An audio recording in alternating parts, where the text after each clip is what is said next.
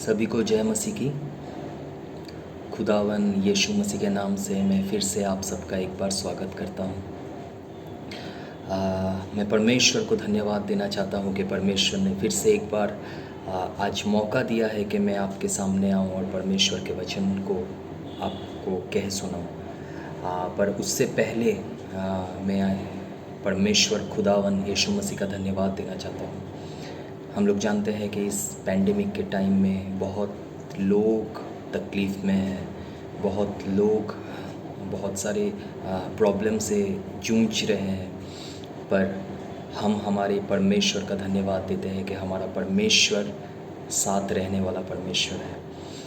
परमेश्वर का वचन कहता है कि जगत के अंत तक मैं तेरे साथ हूँ, और हमारा परमेश्वर जगत के अंत तक हमारे साथ है।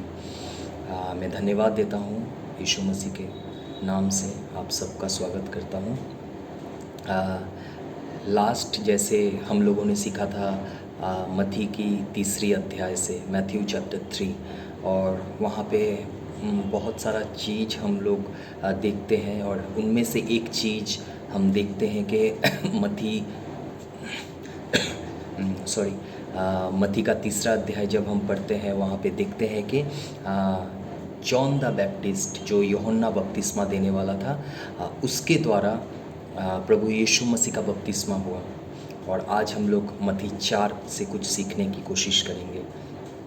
मत्ती 4 में हम लोग देखते हैं जब यीशु मसीह का बपतिस्मा हुआ, 4 अध्याय में कहता है कि आत्मा यीशु मसीह को जंगल में ले गया ताकि इब्लिस यानी शैतान के द्वारा यीशु मसीह का परीक्षा हो।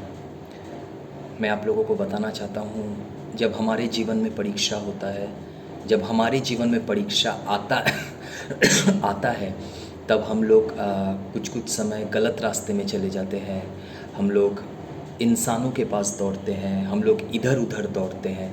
पर आज मैं आपको बताना चाहता हूँ, जो स्वयं परमेश्वर था, जो स्वयं परमेश्वर है, उसका भी परीक्षा हुआ था, और उसने उस परीक्षा में क्या किया, आज मैं आप लोगों के साथ थोड़ा सा बांटना चाहता हूँ। अगर हम लोग मत्ती का 4 अध्याय देखते हैं, मैं वचन आप लोगों के लिए पढ़ना चाहता हूँ। मत्ती का 4 अध्याय 1 से 11 पद, जहाँ पे लिखा हुआ है, तब आत्मा यीशु को जंगल में ले गया ताकि इब्लिस से उसकी परीक्षा हो। जैसे मैंने कहा कि पवित्र आत्मा के द्वारा उसको जंगल में ले गया था ताकि उसकी परीक्षा किया जाए। वो 40 दिन और 40 रात निराहार रहा, तब उसे भूख लगी। तब परमेश्वर ने पास आकर उससे कहा, तब परखने वाले ने पास आकर उससे कहा, यदि तू परमेश्वर का पुत्र है तो कह दे कि ये पत्थर रोटियां बन जाए। यीशु ने उत्तर दिया, लिखा है, मनुष्य केवल रोटी से नहीं परंतु हर एक वचन से जो परमेश्वर की मुख से निकलता है जीवित रहेगा। वर्स 4 तक, 1 to 4। Then was Jesus led up of the Spirit into the wilderness to be tempted of the devil.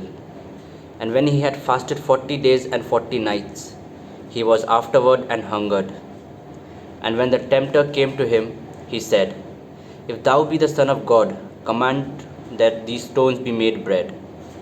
But he answered and said, It is written, Man shall not live by bread alone, but by every word that proceed out of the mouth of God. Amen. Amen. पहला परीक्षा और पहला सवाल, please आप लोग वचन को अच्छा से सुनिए। पहला परीक्षा का पहला सवाल, जब वो परखने वाला आया, शैतान आया, शैतान ने यीशु मसीह से कहा, यदि तू परमेश्वर का पुत्र है तो कह दे कि ये पत्थर रोटियां बन जाए। देखिए यीशु मसीह यहाँ पे क्या जवाब देता है। यीशु मसीह कहता है कि मनुष्य केवल रोटी से नहीं परंतु हर एक वचन से जो परमेश्वर के मुख से निकलता है जीवित रहेगा। अगर हम लोगों को कोई कहे, तू अगर प्रभु का दास है, तू प्रभु का संतान है, तुम ऐसा कर दो वैसा कर दो, हम कभी कभी सोचते हैं, हम लोग शायद टेम्पटेशन में आ जाते और परमेश्वर के विरुद्ध में कुछ करते। लेकिन यहाँ पे यीशु मसीह को जब वो शैतान ने वचन थ्रो किया, परमेश्वर ने भी उसको वचन से जवाब दिया। ये था पहला सवाल जब उसको परीक्षा करने के लिए आया। दूसरा हम लोग 5 पद में देखते हैं, तब इब्लिस उसे पवित्र नगर में ले गया और मंदिर के कंगूरों पे खड़ा किया वर्स 6, और उससे कहा, यदि तू परमेश्वर का पुत्र है तो अपने आप को नीचे गिरा दे, क्योंकि लिखा है, वो तेरे विषय में अपने स्वर्गदूतों को आज्ञा देगा और वह तुझे हाथों हाथ उठा लेंगे, कहीं ऐसा ना हो कि तेरे पाँव में पत्थर से ठेस लगे। Verse 5 and 6। Then the devil taketh him up into the holy city, and set him on a pinnacle of the temple, and said unto him, If thou be the Son of God, cast thyself down. For it is written, He shall give his angels charge concerning thee, and in their hands they shall bear thee up, lest at any time thou dash thy foot against a stone. देखिए यहाँ पे शैतान दूसरा सवाल, परीक्षा का दूसरा सवाल कर रहा है। उसे नगर के ऊपर लेके गया और कहा कि तू यहाँ से कूद जा, क्योंकि परमेश्वर का वचन कहता है कि अगर तू कूदेगा तो स्वर्गदूत आएंगे तुझे बचाने के लिए। लेकिन यीशु मसीह क्या जवाब दे रहा है? यहाँ पर भी यीशु मसीह ने वचन से बात किया, यहाँ पर भी यीशु मसीह ने वचन से कहा।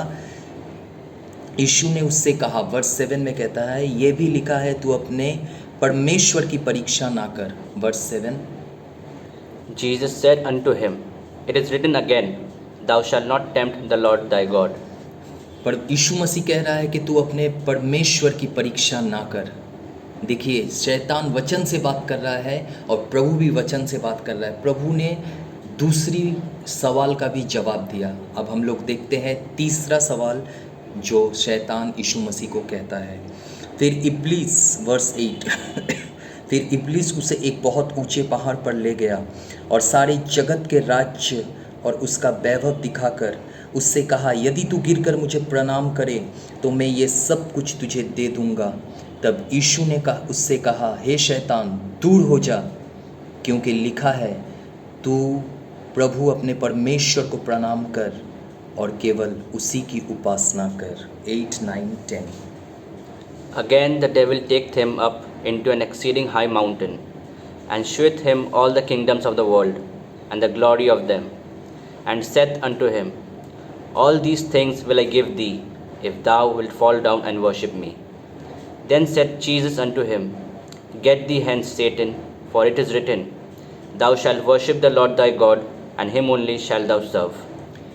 तीसरा बात जब शैतान ने थ्रो किया, उसने यीशु मसीह से कहा, सारे राज्य का वैभव दिखाकर कि तू मुझे गिरकर प्रणाम कर तो मैं ये सब कुछ तुझे दे दूंगा। पर यीशु ने कहा, शैतान दूर हो जा, क्योंकि लिखा है, तू प्रभु अपने परमेश्वर को प्रणाम कर और केवल उसी की उपासना कर।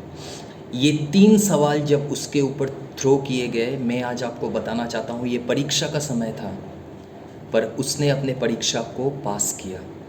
हम लोगों के जीवन में जब परीक्षा आता है, हम लोग टेम्पटेड हो जाते हैं, हम लोग इधर उधर भागते हैं, हम लोग सोच नहीं पाते हैं कि क्या होगा, क्या करेंगे, ठीक है, और प्रभु से हमारा विश्वास हिलने लगता है। आज मैं आपको 4 चीज़ बताना चाहता हूँ। परमेश्वर का जो वचन है, उस वचन को जानना बहुत ज़रूरी है। हम देखते हैं कि हम लोग सब कुछ करते हैं, हम लोग शायद प्रार्थना भी करते हैं 5 मिनट का, 10 मिनट का, हम लोग आराधना भी करते हैं, लेकिन हम लोग परमेश्वर के वचन को पढ़ते नहीं हैं। मैं आपको बताना चाहता हूँ, अगर आप परमेश्वर को वचन को पढ़ेंगे नहीं, जब आपके जीवन में तकलीफ़ आएगा, आप कैसे शैतान से लड़ेंगे? अगर आप बीमार हैं और आपको नहीं पता कि यीशु मसीह के कोड़े खा के आप चंगे हुए हैं, तो आप कैसे क्लेम करेंगे?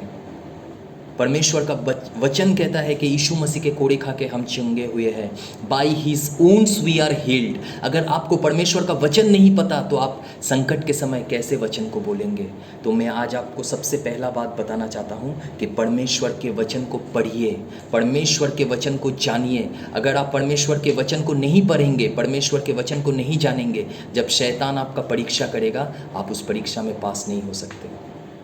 दूसरी बात जो मैं आपको बताना चाहता हूँ, आपको परमेश्वर के वचन पे निर्भर होना है। अगर आप वचन पढ़ रहे हैं पर वचन के ऊपर निर्भर नहीं है, तो आप अपने परीक्षा को कभी पास नहीं कर सकते। बहुत इंसान है जो वचन को सुनता है पर उस वचन पे चलता नहीं है। पर परमेश्वर कहता है कि मैं उन लोगों से प्रसन्न नहीं हूँ जो मेरे वचन को पढ़ते नहीं है, पर मेरे वचन को सुनते भी है और उसमें चलते भी है। आपको परमेश्वर के वचन पे निर्भर होना है। आपको अपने बुद्धि के ऊपर नहीं, परमेश्वर के वचन पे निर्भर होना है। तीसरी बात, आपको अपने मुंह से वचन को क्लेम करना है। हम लोग अपने मुंह से हमेशा नेगेटिव बात बोलते हैं। मैं अगर बीमार हूँ, मैं अब कभी ठीक नहीं हो सकता, डॉक्टर ने ये रिपोर्ट दिया, डॉक्टर ने वो रिपोर्ट दिया, डॉक्टर जो भी रिपोर्ट दे, याद रखिए by his wounds you are healed.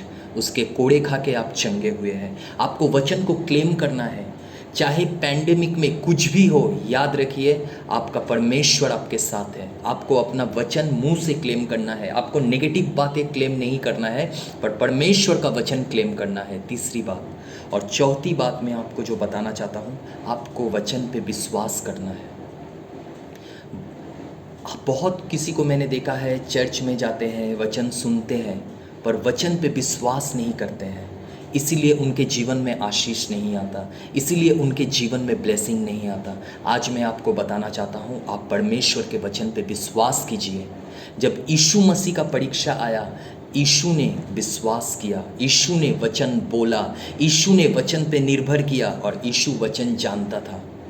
अगर आप वचन नहीं जानेंगे, आप वचन पे निर्भर नहीं करेंगे, आपको मुंह से वचन बोलना नहीं आता, आप वचन पे विश्वास नहीं करेंगे, तो आपकी ज़िंदगी की तकलीफ़, आपका परीक्षा का समय, आप उसको निकाल नहीं पाएंगे। मेरे प्रियो, जितने जन आप इस समय इस वीडियो को देख रहे हैं, मैं आपसे रिक्वेस्ट करता हूं कि परमेश्वर को वचन को पढ़िए, परमेश्वर के वचन को जानने का कोशिश कीजिए और उसके वचन को पकड़ के रखिए। परमेश्वर आपको निकालेगा। मैं विश्वास करता हूँ इस वचन से आप लोगों ने आशीष पाया। मैं ख़त्म करने से पहले मैं बताना चाहता हूँ, आप लोग प्लीज़ हमारे वीडियो को, हमारे YouTube चैनल को, हमारे FB पेज को शेयर कीजिए, क्योंकि आप जितने परमेश्वर के वचन को शेयर करेंगे, परमेश्वर आपको ब्लेस करेगा, परमेश्वर आपको आशीष देगा। हो सकता है कि आप जगह जगह जाके वचन अभी प्रचार नहीं कर पा रहे हैं, लेकिन आप सोशल मीडिया में वचन को शेयर कीजिए, किसी ग्रुप में शेयर कीजिए, किसी पेज में शेयर कीजिए, प्रभु आपको आशीष देगा। मैं विश्वास करता हूँ ये वचन आज आप लोगों ने समझा और इस वचन को आप पकड़ के रखेंगे। प्रभु आप सबके साथ रहे और सबको आशीष दे। सभी को जय मसीह की।